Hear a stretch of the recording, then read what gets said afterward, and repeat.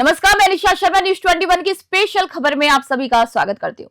श्री वीर तेजाजी गौशाला सेवा समिति के अध्यक्ष कालूराम डागा और सचिव गोपीराम छाबा ने गौशाला कार्यकारिणी टीम के साथ विशेष बैठक की। इस बैठक में गौशाला के संचालन, विकास कार्य और समस्याओं को लेकर यहाँ पर वार्ता की गई। आपको बता दें कि कार्यकारिणी ने सरकार से गौशालाओं के पटा होने और उन्हें हाईटेक आत्मनिर्भर बनाने की यहाँ पर मांगे रखी है।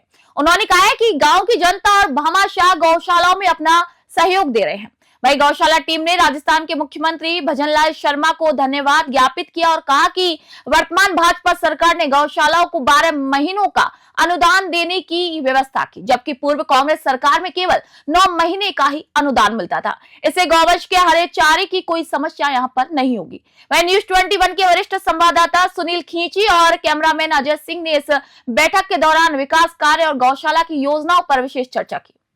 नमस्कार, आप देख रहे हैं न्यूज 21 और मैं आपके साथ सुनील खिच्ची। दोस्तों, आपको पता है हम लगातार गौशालाओं से संबंधित मुद्दे मसले समस्याएं उठा रहे हैं कि गौशालाओं की किस प्रकार की परिस्थितियां हैं, किस प्रकार मुद्दे मसले और क्या व्यवस्थाएं हैं। हमारे न्यूज 21 नेशनल चैनल के माध्यम से हम लगातार गौशालाओं की जो भी स्थितियां हैं वो दिखा रहे हैं आपको।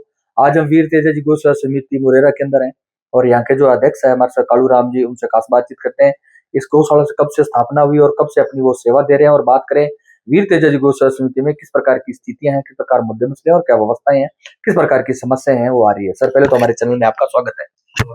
आपको बहुत बहुत धन्यवाद। जो गौशाला के लिए आप मुद्दे उठा रहे हो, आप धन्यवाद के पात्र हैं। हमारा आप सहयोग कर रहे हो, उसके लिए हम आभारी हैं।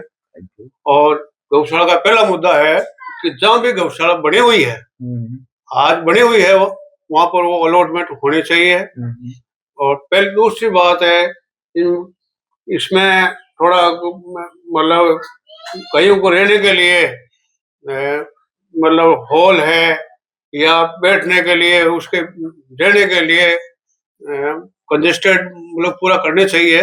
चादर लगाओ या मतलब कैसे भी करो, लेकिन अब खुले में गायें बैठती है तो ठंड के अंदर गायें थोड़ी परेशान होती है, सर्दी लगती है उनको। हालांकि भामाशाह द्वारा काफी प्रयास किए जा रहे हैं, सरकार भी काफी प्रयास कर रही है, लेकिन ये पर्याप्त नहीं है।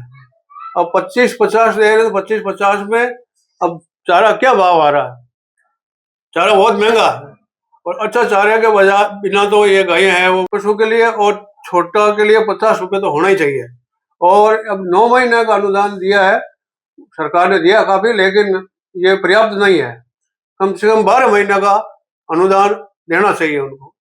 और अब इसके लिए बिजली पानी का खर्चा जो भी आता है, अब ये भामाशाहों द्वारा पूर्ति होती है। और जो भी कोई इसके रहने के लिए स्थान बनता है या कोई बनाया जाता है हॉल वगैरह, तो ये भामाशाह द्वारा बनता है। सरकार इसके लिए कोई प्रयास नहीं करती है, नहीं सरकार देती है कुछ। इसलिए हमारी तो मांग ये है कि सरकार को गायों के लिए ज्यादा से ज्यादा मतलब अच्छी तरह से रहने के लिए और रखने के लिए और संरक्षण करने के लिए, ये डबल इंजन की सरकार है, बीजेपी की सरकार है, तो इनको तो ज्यादा भाइयों के लिए अधिक से अधिक करना चाहिए, ये अपेक्षा करते हैं राजस्थान सरकार से। सर, बात करते हैं हम न्यूज 21 नेशनल चैनल के माध्यम से काफी गौशालाओं का कवरेज उठाया हमने, लेकिन सर बात करें समस्याओं की तो समस्याएं काफी है, क्योंकि सर गौशालाएं चलती है 50% जन सहयोग और 50% सरकारी अनुदान के द्वारा गौशालाएं चलती है। अगर सरकार कहे कि हम 25-50 जो अनुदान दे रहे हैं उससे गौशालाएं चलती है तो ये असंभव है। अगर जन सहयोग नहीं हो, भामाशाह नहीं हो, किसान नहीं हो, तो अनुदान के अलावा गौशालाएं नहीं चल सकती है। तो सर बात करें अनुदान, अभी आपको 25, पहले आपको 22 और 44 रुपए दिया था, अब 25-50 किया है, तो ये कम है। महंगाई दर को देखते हुए 50 और 100 रुपए खर्चा आता है, ये कार्यकारिणी टीम की मांग है। 50 रुपए में कौन सा चारा आता है? 50 में गाय कितना वो चारा आएगा भाई? 8 रुपए किलो से कम नहीं आएगा कोई अच्छा चारा होता। 8 में कितना किलो आता है भाई? 8 रुपए किलो में कितना खाता है? तो गाय पूरे पर्याप्त नहीं होगा उसमें। कितने गौवंश है आपके पास, कितना अनुदान आ रहा है आपका? और बात करें निजी है की बात करें तो दूध वगैरह कितना एडजस्टमेंट हो जाता है? दूध वो सीजन पर है, अभी तो दूध है ही नहीं। मान लो पहले था 50 किलो दिन को 100 किलो तक, 2 टाइम का 100 किलो तो बिकता था। अब अभी 5-7 किलो है, बाकी दूध नहीं है। कितने गौवंश है, कितना अनुदान आ रहा है? 450 लगभग आया है, 23 लाख हो गए। आ रहे हैं। सर बातचीत करते हैं, ये चिंता का विषय बना हुआ है सर। आपके पास कम से कम 300 के लमसम गायें होगी, तो 450 के लमसम गायें हैं आपके पास। हाँ। लेकिन उनकी लमसम नहीं है, वो तो करेक्ट है। हाँ जी, हाँ। तो कम से कम सर बात करते हैं कि इनकी अर्निंग नहीं है गौशालाओं की। आप उधर चले जाओ, इधर गुजरात की तरफ, तो गौशालाओं में लाखों के हिसाब से वो घी और दूध बेचते हैं, क्योंकि हाईटेक गौशालाएं हैं, वहां आत्मनिर्भर गौशालाएं हैं। आपके पास स्रोत है, जैसे गौशालाओं के अंदर जैसे अच्छे नस्ल की गिर गाय तैयार की जाए, अच्छे नस्ल के सांड तैयार की जाए, नस्ल सुधार पे ध्यान दिया जाए, केंचुए खाद की पद्धति को अपनाया जाए, और जैसे गोबर गैस है, आपके पास गोबर है तो गोबर गैस तैयार की जाए, गौ माता का गोमूत्र है उसका कंपनियां परचेज करें। तो काफी ऐसे स्रोत है जो गौशालाओं में आत्मनिर्भर बन सकती है, खुद की अर्निंग ले सकती है। लेकिन सरकार इस पे थोड़ा ध्यान दे। आपकी क्या राय रहेगी? भाई सरकार कुछ हेल्प करे ना। हाँ जी। जब भाई हम करने के लिए तैयार है, भाई जो खाद बनाना है, केंचुआ का खाद बनाना है, दूसरा खाद बनाना है, बनाने के लिए तैयार है।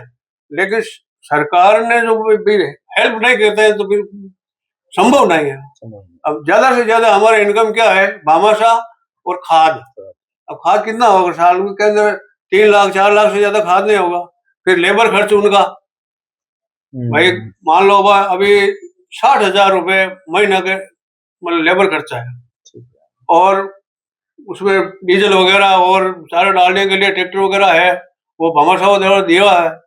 तो उसमें भी कम से कम 5,000 का कम से कम महीना का वो डीजल बढ़ जाता है, और भी खर्चा आ जाता है। 10-20 रुपए अलग खर्चा आ जाता है, तो 80,000 रुपए हर महीना लगता है। सर बात करें यहाँ के जो माननीय विधायक साहब है, और बात करते हैं जैसे जो पॉलिटिक्स लोग हैं, प्रधानमंत्री है और जैसे मुख्यमंत्री जी हैं, तो उनसे आपने कभी मांग नहीं की कि इनको अनुदान के अलावा कुछ अलग से योजनाएं दी जाए तो गौशालाएं आत्मनिर्भर बन सके? अभी बीकानेर गए थे, वहाँ मांग पूरी की।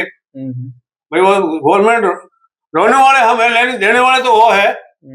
भाई अब हम मांग कर सकते हैं, लेकिन देना उनके हाथ में। तो सरकार देवे।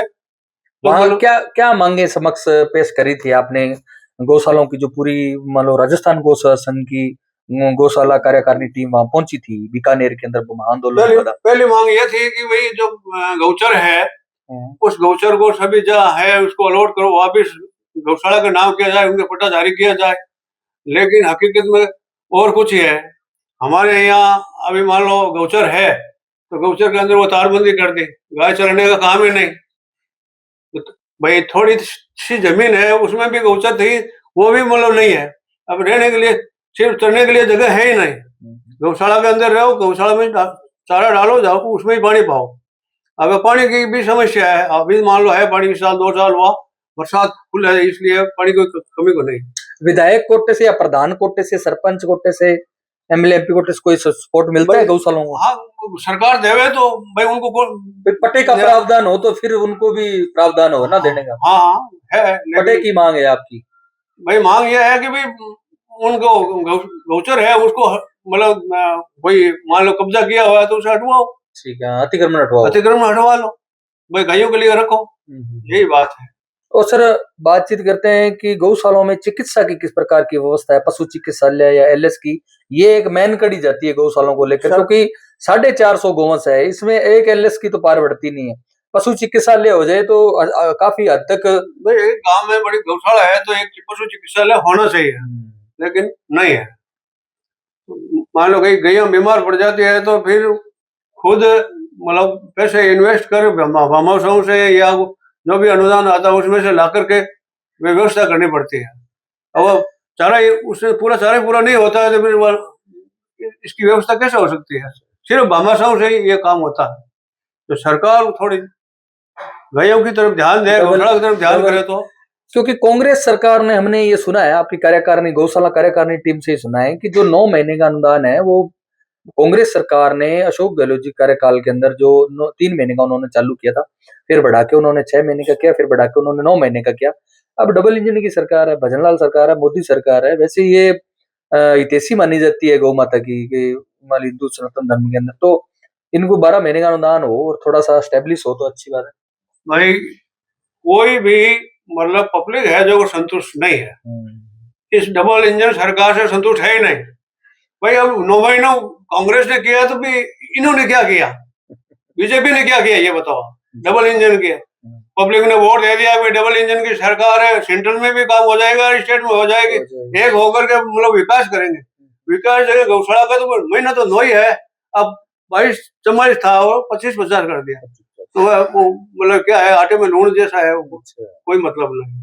100 और 50 तो होना चाहिए और 12 महीना अनुदान होना चाहिए और बाकी चिकित्सा व्यवस्था सही होनी चाहिए, सरकार देनी चाहिए। मान लो ये आप ये लेबर खर्च है तो भी गवर्नमेंट अलग व्यवस्था हो। फंड मतलब देना चाहिए। इस वीडियो को लाइक करें, कमेंट करें, शेयर करें और ज्यादा से ज्यादा इस वीडियो को शेयर करें, क्योंकि दोस्तों आपको पता है कि गौशालों की स्थितियां हैं वो बहुत खराब होती जा रही है, दयनीय हालत होती जा रही है। क्योंकि एक मुद्दा सर मेरा लास्ट रहेगा गुरुजी की, जो डॉक्यूमेंट वेरिफिकेशन है 3 साल से ये जो गोपालन विभाग है, अधिकारी है, वो हमने सुना है कि काफी प्रताड़ित कर रहे हैं। डॉक्यूमेंट वेरिफिकेशन को इतना अडलीकरण कर दिया है, सरलीकरण होना चाहिए। ये सरलीकरण आप एक बार मान लो कांटा पर्ची ले आया तो आप कांटा पर्ची को मानो भाई, उसमें क्या कांटा पर्ची कोई फर्जी तो मिलेगी नहीं, तो चारा लेंगे तो कांटा पर्ची मिलेगी, ऐसे आएगी। हाँ, या तो आप वाउचर ले लो या कांटा पर्ची ले लो है, आप देख लो। फिर चारा तो लाना ही लाना है भाई, आपको पता है कोई चारा लाना इतना मतलब क्या बार बार परेशान करना है, मतलब कि ये लाओ कागज, ये लाओ, ये लाओ, तो साल के अंदर एक बार मांग लो सीधा भाई कितना खर्चा आता है, कितना फंड आता है, उस हिसाब से आप एक बार ही मांग लो, दे देंगे तो बस समस्या नहीं होगी। लाइक करें, कमेंट करें, देखते रहिए न्यूज़ 21 को। मैं सुनील खिची, कैमरामैन पर्सन अजय सिंह के साथ। सर हमारे चैनल में 10 मिनट देने के लिए बहुत बहुत धन्यवाद आपका। हमारे चैनल में 10 मिनट देने के लिए बहुत बहुत धन्यवाद आपका। हाँ, आपको भी बहुत बहुत धन्यवाद, आपने हमारे गौशाला के लिए आप समय दिया, इसके लिए आपको बहुत बहुत धन्यवाद।